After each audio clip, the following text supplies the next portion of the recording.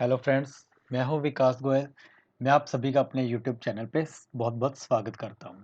आज हम video busy के इस वीडियो में देखेंगे एक जनरल वाउचर को यूज़ करते हुए हम बिजी के अंदर किसी एक्सपेंस को कैसे बुक कर सकते हैं या फिर किसी परचेज एंट्री को कैसे बुक कर सकते हैं। याद रहिए, बिजी के जनरल वाउचर को यूज़ करते हुए हम इन्वेंट्री वाउचर नहीं बना सकते, लेकिन अकाउंटिंग वाउचर को पोस्ट जरूर कर सकते हैं।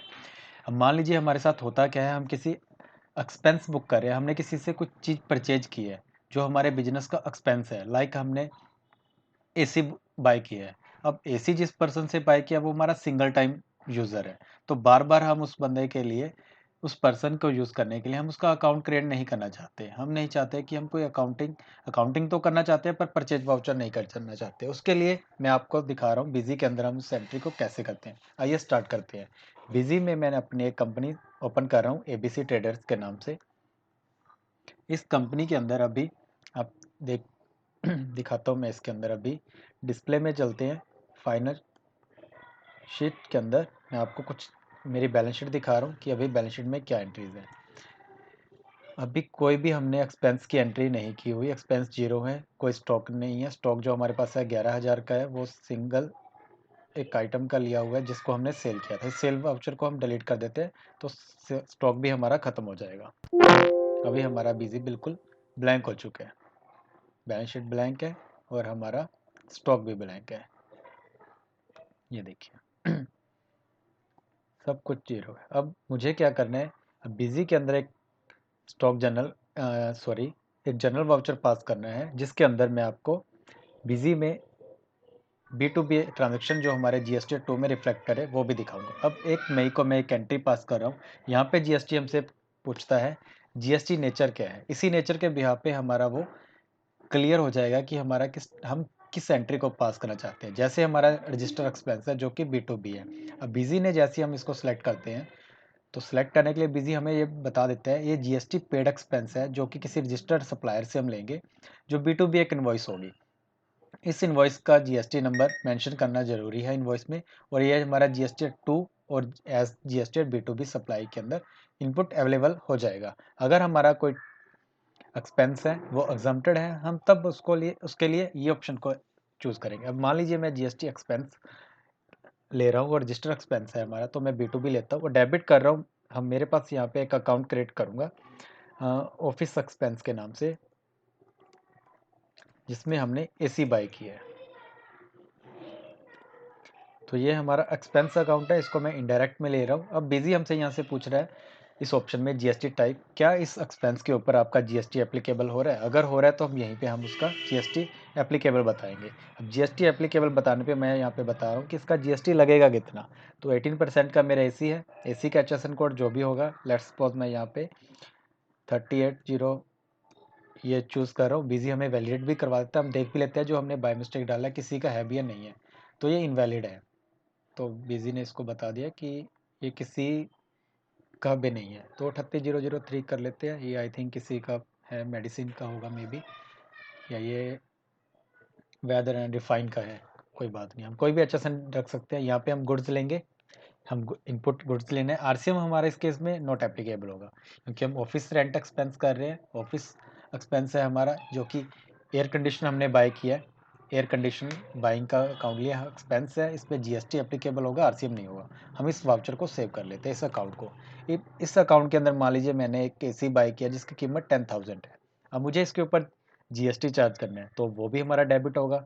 अब मान लीजिए मैंने किसी पार्टी से लोकल से बाय किया है तो मेरा SGST और CGST दोनों चार्ज होंगे। अगर मैंने किसी आउटर स्टेट से लिया है तो मेरा एक सिंगल होगा। तो मैं किसी लोकल से लेने के लिए यहाँ पे SGST इनपुट करता हूँ तो बिजी क्या करेगा, अपने आप 18% के हिसाब से इसको जज कर लेगा। अब मुझे यहाँ पे पार्टी को क्रिएट करना है, या तो मैं यहाँ पे पार्टी अकाउंटिंग करूँगा। मुझे यहाँ पे पार्टी का नाम देना होगा। मैंने मान लीजिए मैंने यहाँ पे किया F3 किया, गणपति एंटरप्राइजेस से मैं बाय कर रहा हूँ।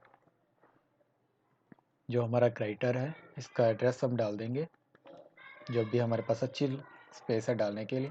इसका GST नंबर डाल देते हैं हम, ठीक है। GST डालने के बाद हम इसको सेव कर देंगे। अब या तो मैं यहाँ पे उसके पार्टी के नाम क्रिएट कर सकता हूँ, एक रेफरेंस क्रिएट कर सकता हूँ कि क्या रेफरेंस है हमारा, और उसको बाद में मुझे पे करना होगा। लेकिन इस इसी को पे के लिए इसकी जो इन्वेंट्री वाउचर नहीं हमने बनाया, लेकिन जीएसटी की डिटेल है, बिजी हमारा यहीं से ले लेगा। अब परचेज इनवॉइस नंबर जो मुझे वहाँ से मिला था वो ये था 2122/001 और यूनिट हमने लिए हैं पीसीज में, तो हमारा एचएसएन भी मेंटेन हो गया, पीसीज भी मेंटेन हो गए, टैक्सेशन वैल्यू भी मेंटेन होगी, इनपुट गुड्स के अंदर हम इसको डाल लें। तो यहाँ पे दिखा भी रहा है, ये रिफ्लेक्शन हमारा जीएसटी 2 में होगा। हम इसको सेव कर देंगे तो हमारा वाउचर सेव हो गया। अब मैं गणपति के नाम जाऊँगा तो मुझे ये दिखा देगा कि उसका 11,800 रुपये देने हैं। मान लीजिए मैंने 1 मई को उसको लिया, अब मुझे उसको पेमेंट भी करना है। पेमेंट के लिए F5 में जाऊँगा। अब 2 मई को मैंने उस गणपति को अपनी पेमेंट दे दिया 11,800, उसकी रेफरेंस को एडजस्ट कर दिया। ये मैंने बाय कैश दिया है, तो बीइंग कैश ये हमारी एंट्री पास ऑन होगी। अब इसमें क्या हुआ, गणपति का अकाउंट मैनेज हो गया। अगर मैं चाहता तो इस अकाउंट को मैनेज नहीं करना, तो इसी एंट्री को मैं दूसरे वे में भी कर सकता हूँ। इसको मैं F12 करके डुप्लीकेट वाउचर ले रहा हूँ। सेम एंट्री को हम 10 मई में डाल रहे हैं, 2 एंट्री हो जाएगी हमारे पास। अब गणपति ना करते हुए मैं यहीं पे क्या कर रहा हूँ, मैंने कैश बाय किया, किसी पार्टी से मैंने बाय किया और उसको कैश में पेमेंट दे दिया, मेरा अकाउंटिंग यहीं पे कंप्लीट हो गया। अब कैश किया है तो मुझे जीएसटी के लिए तो डालना पड़ेगा, तो स्पेसिफाई यहाँ पे करते ही मैं गणपति चूज़ कर लूँगा। मुझे अकाउंट नहीं बनाया था, तो गणपति GNPATY यहाँ पे हम किसी और का भी डाल सकते हैं जो कि हमने किसी भी टाइप से बिजी में अकाउंट नहीं बनाया हुआ। अगर मैंने अकाउंट इसका ना क्रिएट किया होता तो यहीं पे मुझे बिजी इसका ऑप्शन देता है कि आप इसको ऐड कर सकते हो, चेक भी करवा देगा कि ये बिल्कुल सही है या गलत है।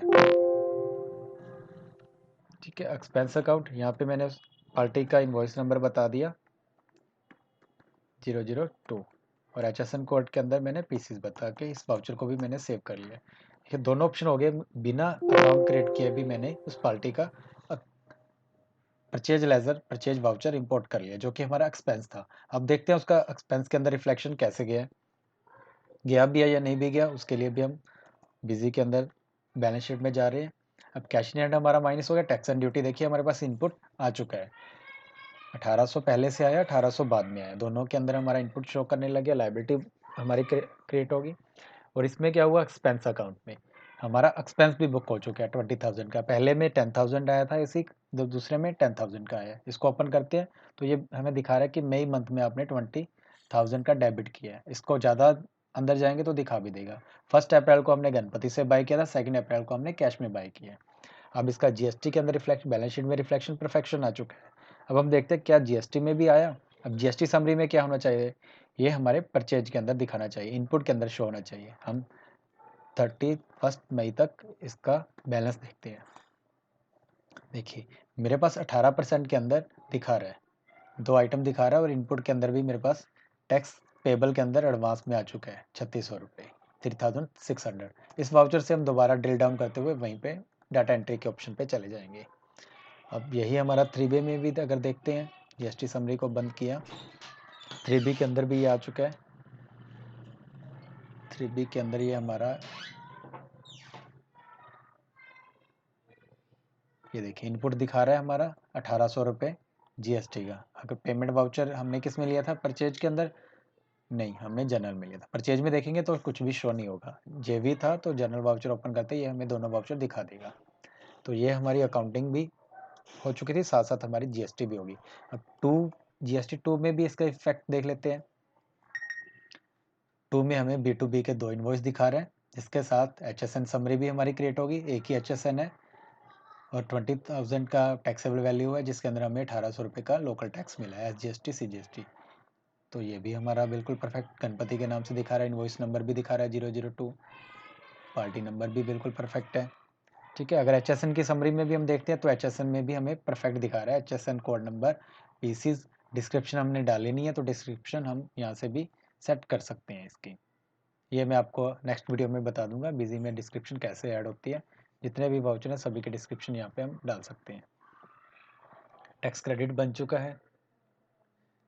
तो 3B के अंदर मैं अगर आपको वैसे दिखा चुका हूँ, फिर भी मैं आपको 3B दिखा देता हूँ। 3B में एक पॉइंट था, अगर हम इस वाउचर के लिए, नीचे मैंने दिखाया नहीं था, पेबल में देखिए हमारे पास कुछ भी नहीं आया। और इनपुट क्रेडिट थ्रू आईटीसी जब हमारा पेबल होता तो यहाँ पे दिखा देता। अब मान लीजिए इसी वाउचर को मैं सेल कर रहा हूँ तो ये दिखा देना था। नेट आईटीसी भी हमें दिखा रहा है 1800 रुपये की हमें आईटीसी मिल चुकी है। अगर हम इसका 3B का बिजी से वाउचर प्रिंट करते हैं फर्स्ट प्रीव्यू, ये आपको 3B कुछ ऐसा बिजी दिखाता है फर्स्ट क्वार्टर के लिए। ये हमारा एग्जैक्ट 3B बन चुका है जो कि अपने सीए को दिखाने के लिए बिल्कुल परफेक्ट है।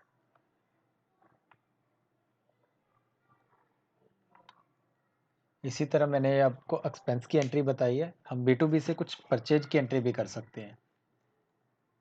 अगर हम जनरल में हमारा है ऑफिस एक्सपेंस था, यहाँ पे हमारा बाइंग भी हो सकता है, गुड्स बाइंग। अब एक अकाउंट बना रहा हूँ, 15 मई का एक वाउचर है, यहाँ पे एक अकाउंट क्रिएट करता हूँ। GST 18% गुड्स बाय, ये हमारा परचेज अकाउंट हो गया।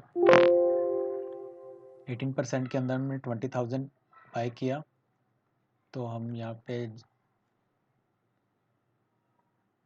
B2B लेंगे।